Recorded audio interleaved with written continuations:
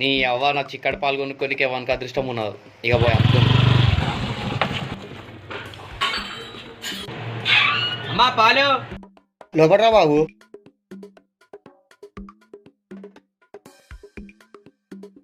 ఎరా పిల్లగా రోజు నువ్వు అవుతాను బర్రెల సత్తాను ఎట్లున్నాడు మంచిగా ఉన్నాడా?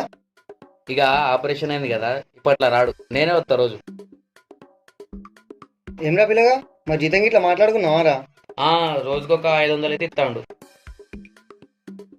ఏమరా పిల్లగా పాలు మస్తు చిక్కగా ఉన్నట్లున్నాయి, నీళ్ళు గిట్లా కలుపుతాయి నువ్వు?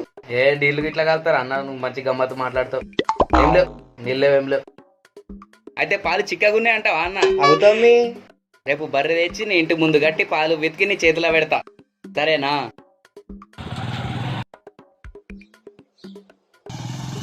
రాజారే